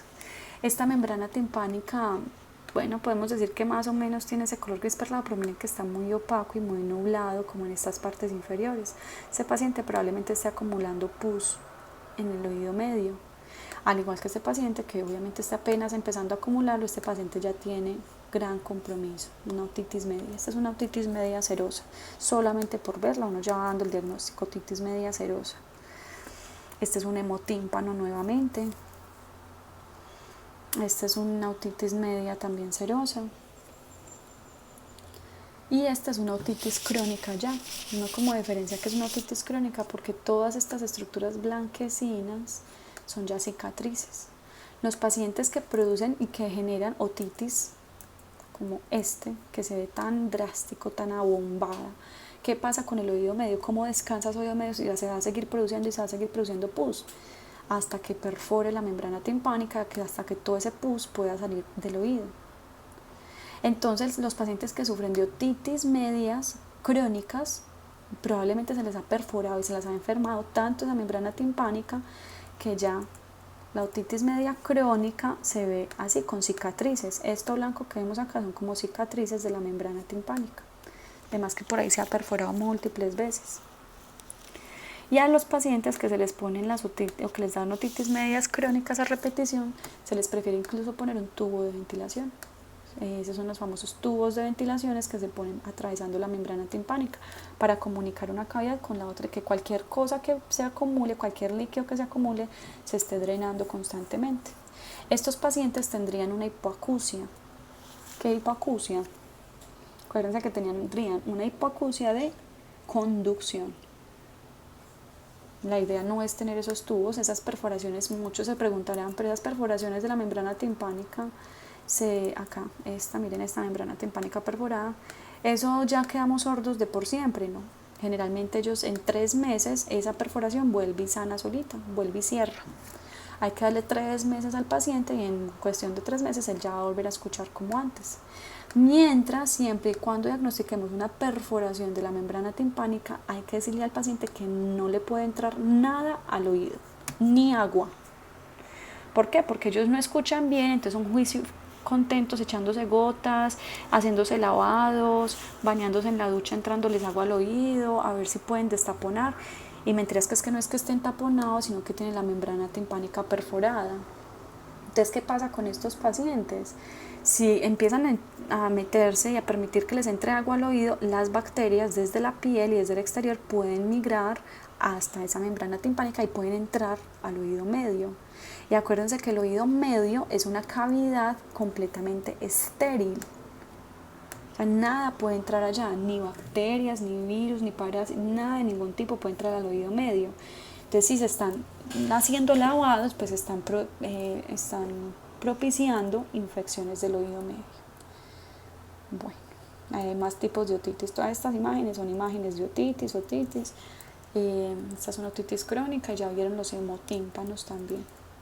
Muy bien. ¿Qué es esa famosa neumatoscopia? La neumatoscopia es un procedimiento que deberíamos realizar en todos los pacientes. ¿Por qué? Porque a la membrana timpánica no solamente le inspeccionamos el color, la presencia del martillo, del ombligo, del cono luminoso, de la pars tensa y la pars flácida, sino que también vamos a inspeccionar que se mueva. La membrana timpánica tiene que tener movilidad. Es la mayor sensibilidad para detectar líquido en el oído medio. Si yo veo que esa membrana timpánica no se está moviendo, yo casi que 100% segura puedo decir que hay líquido allá acumulándose. Entonces, la neumatoscopia es una técnica que me ayuda a detectar esa movilidad de la membrana timpánica. ¿Qué hago? Introduzco, acuérdense que les dije que por un ladito de la cabeza había un orificio. Por ese orificio introduzco una manguera que se conecta a una perilla, una pera, la misma pera del tensiómetro. Yo la atornillo bien y lo que hago es que al introducir el otoscopio al oído del paciente, voy a introducir aire a esa perilla. El aire va a ingresar por acá, va a llegar a la cabeza y de la cabeza va a llegar al oído del paciente y va a chocar contra la membrana timpánica. Entonces, mientras observo, voy a estar mirando esa membrana timpánica y si veo que esa membrana timpánica se mueve, se abomba y se aplana, se abomba y se aplana, yo puedo decir que la membrana timpánica está móvil. Entonces, la neumatoscopia siempre la debemos hacer cuando sospechamos acúmulo de líquido en el oído medio. Miren este video que me muestra cómo se debe mover la membrana timpánica en una neumatoscopia. Pneumatic otoscopy is performed with a speculum that's slightly larger than the size of the ear canal. Only a small amount of pressure is required to achieve movement of the tympanic membrane. A slight movement in and out of the tympanic membrane can be seen on pneumatic otoscopy, indicating air in the middle ear. If no seal is present, examination will be inaccurate, because a seal is required for this task. Voy a volver a ponerlo y miren bien y céntrense bien en esta parte. With a speculum that's slightly larger than the size of the ear ¿Sí lo ven ahí canal. moverse? Only a small amount of pressure is required to Todo esto se achieve está movement moviendo. of the tympanic membrane. A slight movement in and out of the tympanic membrane can be seen on pneumatic otoscopy, indicating air in the middle ear. If no seal is present, examination will be inaccurate. Bueno, vamos ahora con las pruebas del diapasón. Las pruebas del diapasón, el diapasón es este instrumento que vemos acá. Tiene esta forma, tiene como un mango de donde debemos sujetarlo. Ojo, siempre sujetarlo de acá, nunca de estas partes superiores, porque lo que hace este instrumento es que induce una serie de vibraciones, y si yo lo sujeto de esta porción superior, yo corto o frenaría con mis manos esa serie de vibraciones. En la parte más superior de esas barras pues grandes laterales que tiene, arriba hay como dos cabezas. La idea es golpear cada una de las dos cabezas, puede ser esta o puede ser esta, con el talón de la mano o con alguna estructura ósea. Ese golpe va a hacer que estas dos barras laterales inicien una serie de vibraciones muy, digamos, casi imperceptibles. Esas vibraciones se van a transmitir hacia el mango, y sobre lo que yo apoye, sobre la estructura que yo apoye esta punta del mango, se transmitirán esas vibraciones hacia esa superficie. Entonces la idea es que con el diapasón transmitamos esa serie de vibraciones especialmente a las superficies óseas, que son las superficies donde están los propioceptores que se encargan de percibir la vibración. La idea con este instrumento a nivel del oído es que cuando ponemos el diapasón en la apófisis mastoides, que sabemos que es una gran prominencia ósea que tenemos ahí detrás de la oreja, esas vibraciones van a alcanzar y van a llegar desde, dibujémoslo acá, conducto auditivo, oído medio, ahí está el primer huesecillo, segundo y tercer osículo, y aquí adentro va a tener la cóclea, el vestíbulo y los canales semicirculares. Al apoyar esta punta del mango del diapasón sobre la apófisis mastoides, esas vibraciones van a viajar por todo ese peñasco del temporal, y la idea es que alcancen la cóclea y estimulen todo ese líquido perilinfático que tiene la cóclea, estimulando también la endolinfa. Si no nos recordamos bien de esos términos, repasemos un poquito bien de la anatomía. Pero al estimular eso, se estaría estimulando el órgano de Corti y se generarían ondas sonoras, se generaría el sonido. Entonces, este instrumento es muy útil en otorrinolaringología, cuando vamos a explorar el aparato estatoacústico. Nos permite esclarecer entonces si la sordera o la hipoacusia que presenta el paciente es neurosensorial o conductiva. Recordemos que hablamos de que es neurosensorial cuando hay una alteración de la cóclea directamente o del nervio coclear octavo par craneal, y que es conductiva cuando hay una alteración del oído externo o el oído medio. El diapasón puede vibrar en diferentes frecuencias, pues esto no lo vamos a detallar en este momento, pero grande quiero que sepamos con ese diapasón podemos hacer dos test principales. Hay otros, el test del susurro, hay otros más de Swabash, pero los principales que creo que nos aprendamos son estos, el test de Rinne y Weber. Este es el test de Rinne. Se coloca el diapasón sobre la apófisis mastoides de una oreja detrás. Se inician, antes pues de colocarlo, inducimos las vibraciones y el paciente nos va a decir, estoy escuchando algo. La idea es que cuando tengamos el diapasón sobre la apófisis mastoides, tengamos un reloj en la mano y contemos el tiempo en segundos. Más o menos a los 30-40 segundos, el paciente va a decir, ya no escucho nada. Entonces, inmediatamente que el paciente dice, ya no escucho nada, vamos a poner las cabecitas del diapasón al lado de la oreja del paciente. Y el paciente nuevamente va a volver a escuchar. Pero esto ya lo está haciendo no por vía ósea, sino por vía aérea. Entonces, la vía aérea debe duplicar el tiempo de la vía ósea. O sea que el paciente, para uno decir que no tiene una hipoacusia de conducción, debe tener mínimo segundos, debe haber cumplido mínimo el doble, 60 segundos, escuchando ese sonido por la vía aérea. Ojo, porque en el video que vamos a ver a continuación, el médico no espera el tiempo y no cuenta el tiempo en su reloj, pero las maniobras están descritas en tiempo, entonces tenemos que contarlas. ¿Qué me indica esto? Que todo el área de conducción, desde el oído externo hasta adentro, hasta los osículos y la membrana timpánica, están adecuadamente perforados y que el oído está sano.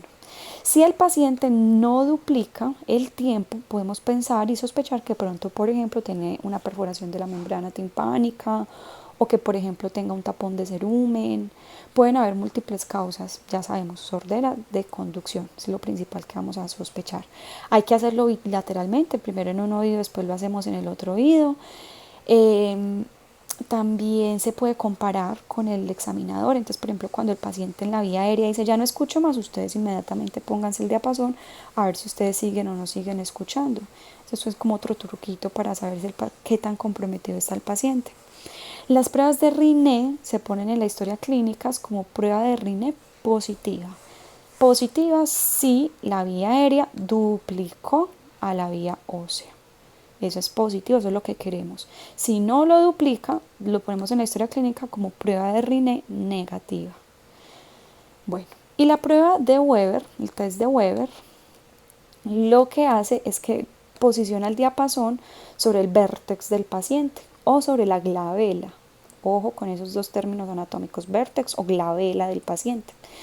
La idea es que una vez el diapasón esté vibrando sobre esta estructura del paciente, las vibraciones se transmitan tanto a un oído como al otro oído del otro lado.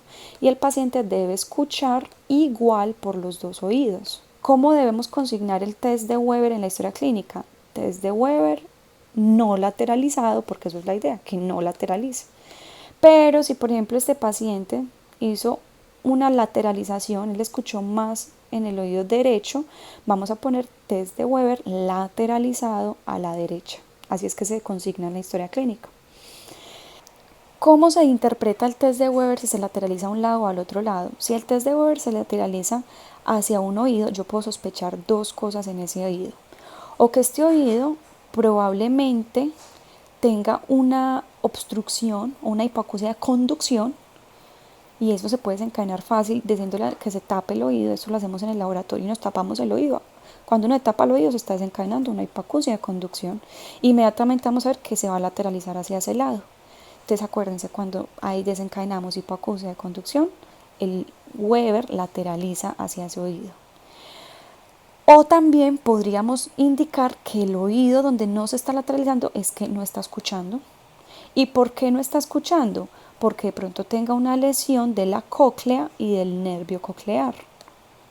O sea que el oído al que no se lateralizó puede presentar una hipoacusia de conducción. Esas son como las dos formas o las dos interpretaciones que yo puedo tomar de este test. Entonces, una vez yo hago este test, yo obtengo la sospecha o de que este oído tiene algo tapando todo el flujo de las ondas hasta el oído interno, o que es este el que está malo.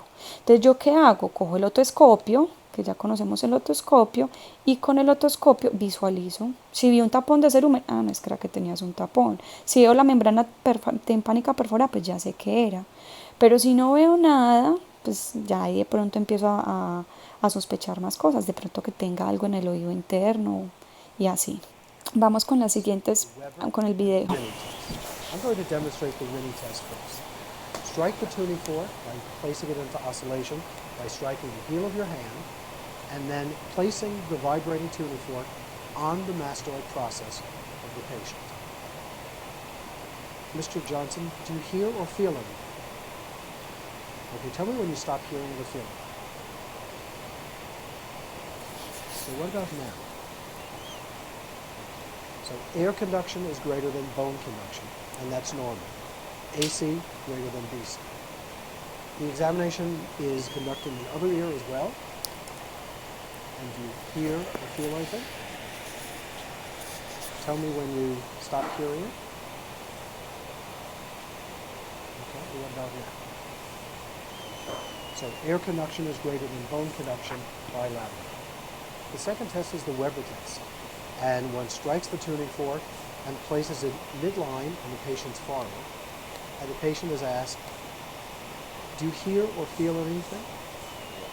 Okay, tell me what you hear or feel. Okay, where do you feel it? Does it feel equal, or is it in one place louder than another? We call that no lateralization, and that is the normal Weber.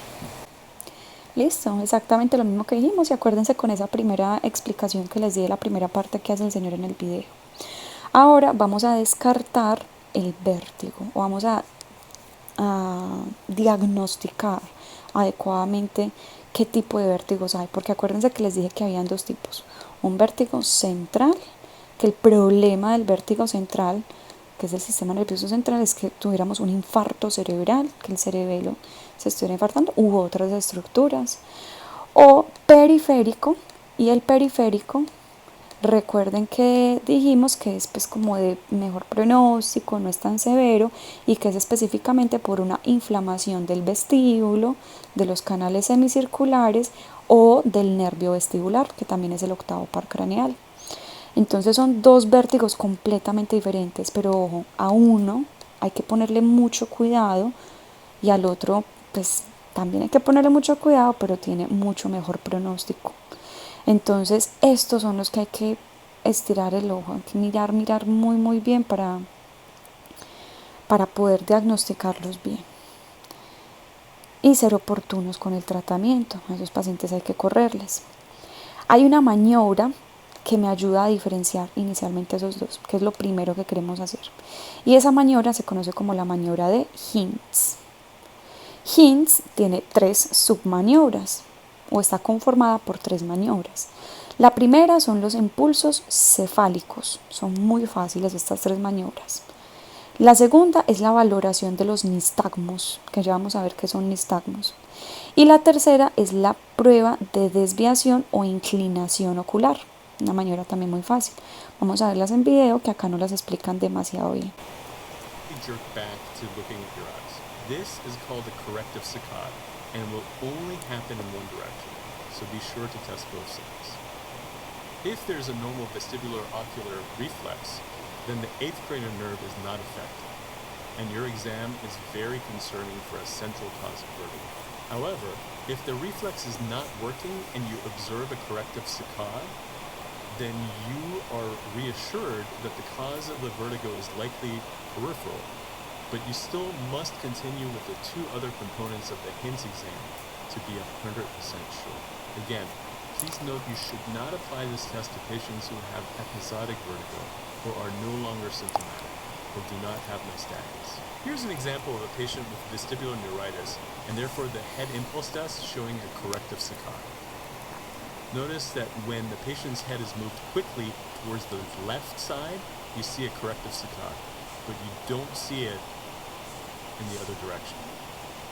Ahí se vio. One more example of a patient with corrective Miren bien los ojos de esos therefore a pacientes. peripheral cause of vertigo.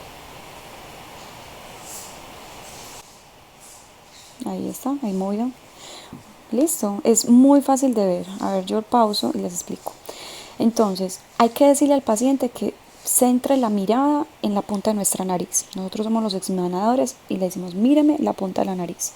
Le colocamos las manos en la cabeza y giramos la cabeza hacia la derecha y nuevamente rápidamente hacia el centro.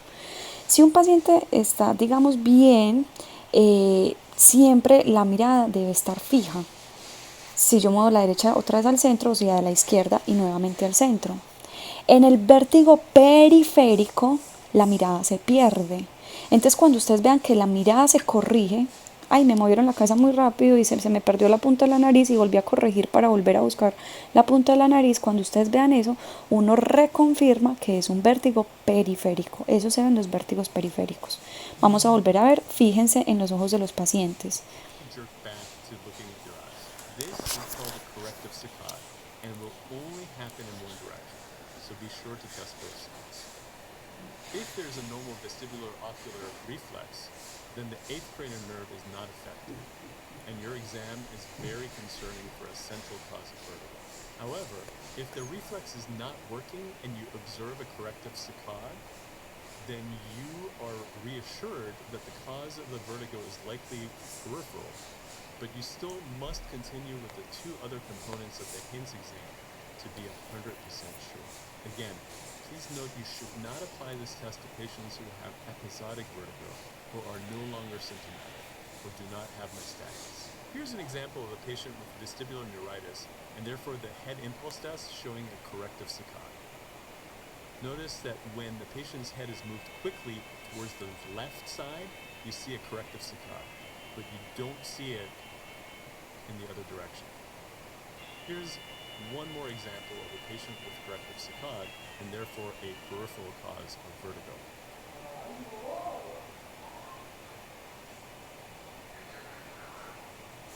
Listo. Primera maniobra. Miren que es muy fácil aplicar esta maniobra en los pacientes. Impulso cefálico. El nistagmus. Entonces, el nistagmus se define como una serie de movimientos rítmicos, rápidos y repetitivos de los globos oculares. Siempre los nistagmus van a tener una fase lenta y una fase rápida. Hay que diferenciarla. Si se mira rápido hacia la derecha y luego retorna al centro, rápido a la derecha y retorna al centro. O si cuando se mira a la izquierda, mira rápido a la izquierda y retorna al centro. Cuando empecemos a ver los videos me van a entender un poco eso sobre las fases rápidas de los nistagmus.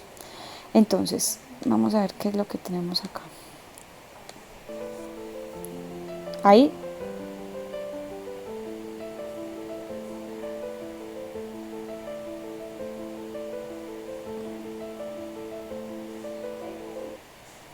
Ahí estamos desencadenando, obviamente, un nistagmus porque estamos poniendo al niño a ver pues cómo es esas imágenes pasando rápido. Entonces ahí lo estamos desencadenando. Pero miren que ese nistagmus desencadenado mira rápidamente y tiene un golpe rápido hacia el lado izquierdo y después retorna un poco más lento hacia el centro. Voy a volverlo a poner para que lo vean.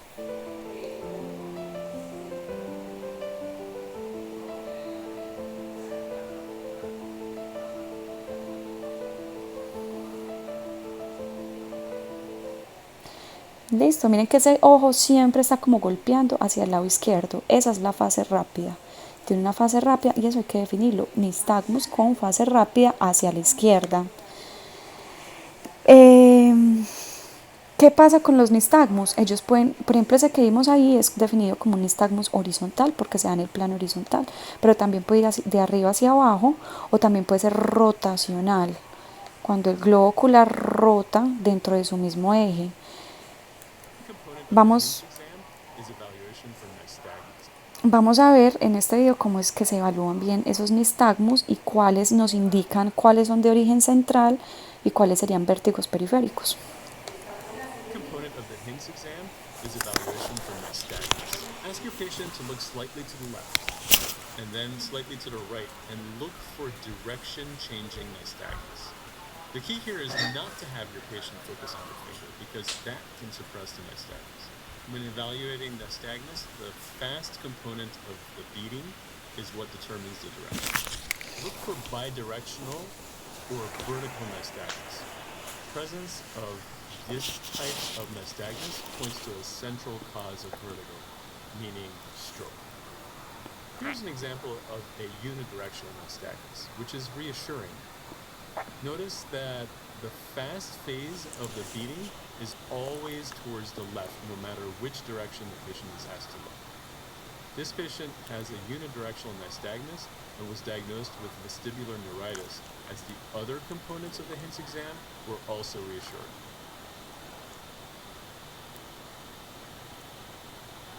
This is a pathologic bidirectional nystagmus. When the patient is asked to look to her right, the fast phase is towards the right. And when the patient looks to the left, the fast phase changes directions towards the left. Most patients with a central cause of their vertigo do not demonstrate this finding, but if it's seen, it's highly specific for a central cause and a stroke. Listo, entonces ya saben, cambios en las fases rápidas, tanto a la derecha como a la izquierda, o nistagmus verticales, me pueden indicar una isquemia cerebral. En estos videos yo entiendo que de pronto ver esos movimientos de los ojos es un poco complicado. De todos modos les recomiendo que lo dejen como anotado, entren a YouTube y pongan nistagmus bidireccional, videos y ahí les aparecen demasiados en Emil. Les recomiendo que los pongan en inglés. Cuando uno busca en YouTube en inglés aparecen el triple de los videos que estamos buscando, entonces de pronto así, o busquen también la maniobra de Hintz y cuando encuentren la maniobra de Hintz ahí también van a ver pues como diferentes videos. Vamos a ver el último componente al que nos referimos. The last component of the HINTS exam is Este, the test of skew. que es el skew Ask the test, sí. patient to look at your nose and cover one eye, and then move your hand quickly to cover the other eye. Look to see if there's any vertical movement, or diagonal or slanted movement as the eye is uncovered. Do this for both eyes, looking at each eye. Abnormal vertical correction is about 98% specific for a central cause of vertigo. So abnormal vertical correction is bad. Here's a video of the test of skew being performed on a patient. The patient is asked to look at your nose, and when you uncover the right eye, notice that the eye is skewed and moves medially and diagonally upward to look at your nose. Listo, muy fácil también esa maniobra. Nuevamente hay que decirle al paciente, míreme la punta de la nariz, hay que centrar y fijar esa mirada. Le tapamos un ojo, tapamos el otro y así, y nos vamos rotando entre los dos ojos. Si alguno de los dos ojos de pronto no estaba fijo en la punta de la nariz, sino que se había desviado y corrigió al momento de destamparlo, esa última maniobra la vamos a tomar como positiva. Estas tres maniobras positivas me aumentan, las tres positivas casi que me hablan de una sensibilidad y una especificidad, vean lo que dice ahí, del 100% para diagnosticar isquemia cerebral transitoria. ¿Listo? O la isquemia cerebral per se. Bueno. Ahora, descartamos que no tuviera un vértigo central. Ya sabemos que si tiene un vértigo central, pues ese paciente se acaba de infartar. Hay que mandarlo por urgencias y hay que intervenirlo y hospitalizarlo y hacerle sus debidos procedimientos y RTPA, pues, o fibrinolisis, o la terapia que endovascular o la terapia que se dictamine ya en urgencias. Pero eso es una urgencia médica. En cambio, un paciente que ya descartamos que no fuera un vértigo central, nos enfocamos más en un vértigo periférico. Una de las principales causas de vértigo periférico es el vértigo posicional paroxístico benigno y sus otolitos sueltos viajando por todos esos canales semicirculares. Entonces acuérdense que van a buscar qué es esta enfermedad, el vértigo posicional paroxístico benigno, para que la entendamos. Una vez sospechamos este vértigo, o bueno, dentro de los vértigos periféricos pueden haber también muchos tipos de vértigo. Eso lo aprenderán en su debido tiempo. Por ejemplo, una laberintitis, también una infección del oído medio me puede dar un vértigo, una canaliculitis o una...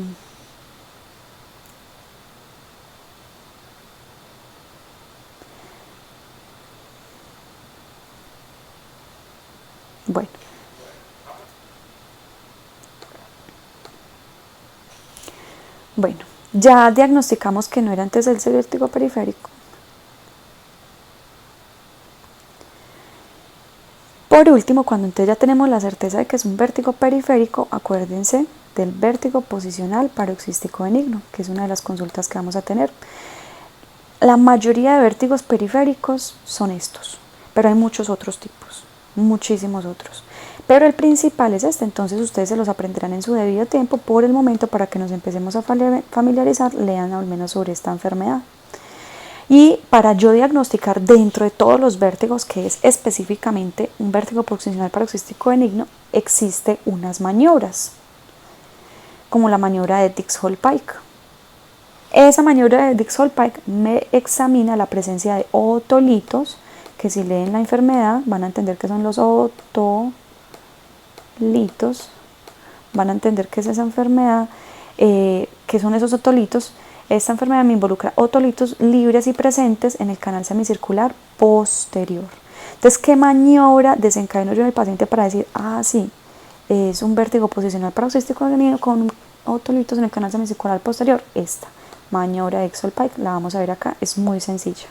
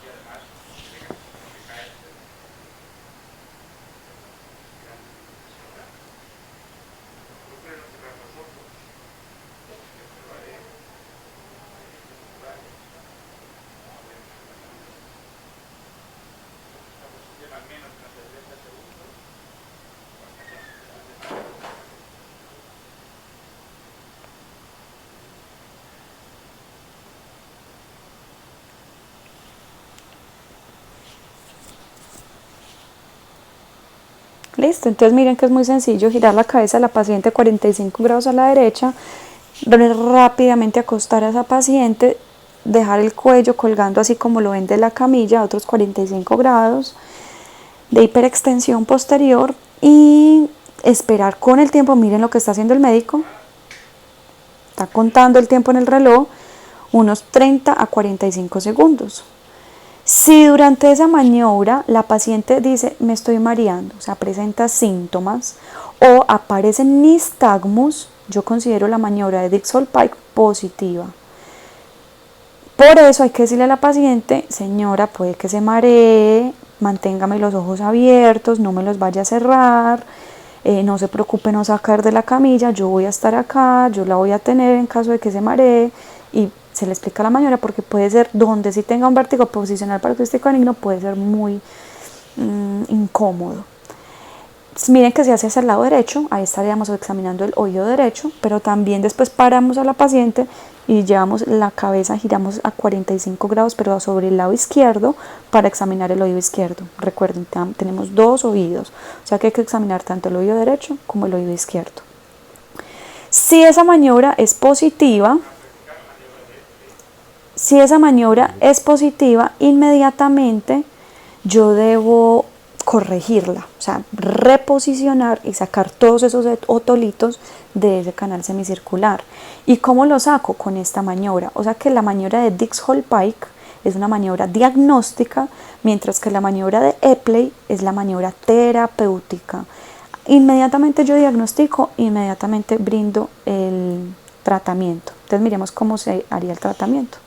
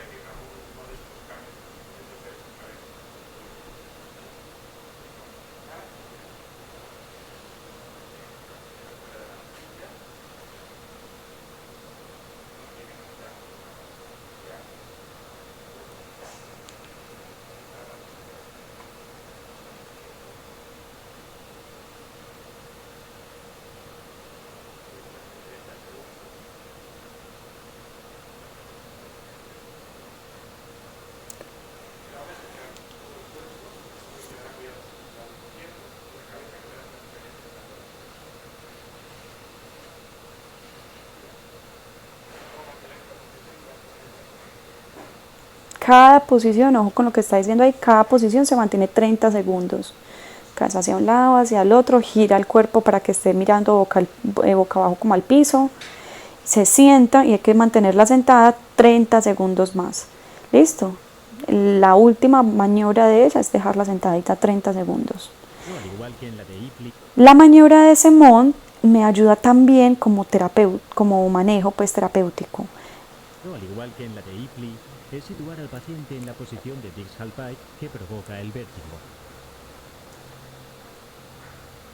Esta posición se mantiene unos minutos, tras los cuales se realiza la maniobra liberadora. Hacemos que el paciente se desplace rápidamente hacia el otro lado de la camilla, manteniendo el giro de la cabeza.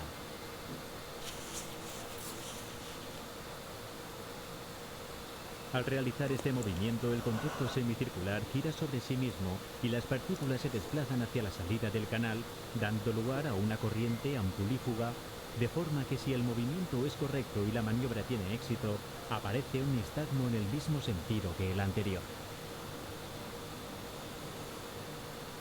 Esta posición se mantiene durante unos minutos, tras los cuales el paciente se sienta lentamente. Los otolitos caen al utrículo.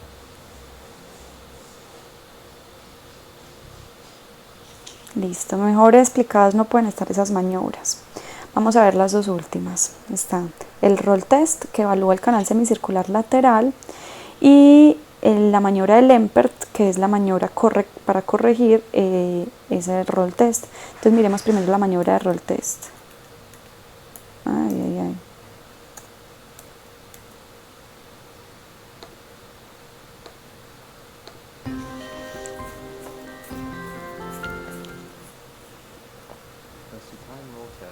assesses the horizontal semicircular canal for the presence of displaced otoconia that is causing vertigo. To begin, the patient lies in supine with her head in midline and pitched up 30 degrees. Maintaining this head position, the patient's head is turned to either side. In this position, the examiner will be looking for horizontal beating nystagmus. This is also performed on the opposite side.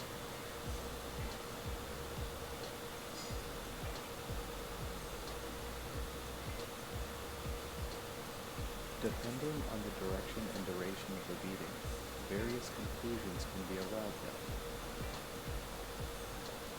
Beating towards the ground is known as geotropic nystagmus and may be indicative of canalithiasis of the horizontal canal. Whereas beating away from the ground is known as apogeotropic nystagmus and may be more indicative of cupular lithiasis. Listo.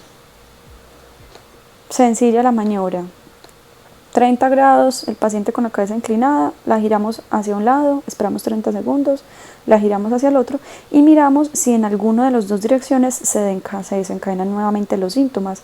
En caso de que el paciente diga me estoy mareando o aparezcan nistagmus, decimos que el roll test está positivo, sospechamos entonces canalolitiasis o otolitos presentes en el canal semicircular lateral del oído derecho o del oído izquierdo, dependiendo hacia qué lado tengamos la cabeza rotada. ¿Listo? Entonces es muy fácil esta maniobra.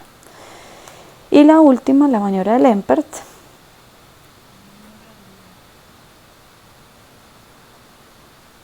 La maniobra de Lempert tiene como objetivo realizar el reposicionamiento del otoconio realizando un recorrido dentro del conducto semicircular lateral hasta llegar de vuelta a la masa lenticular.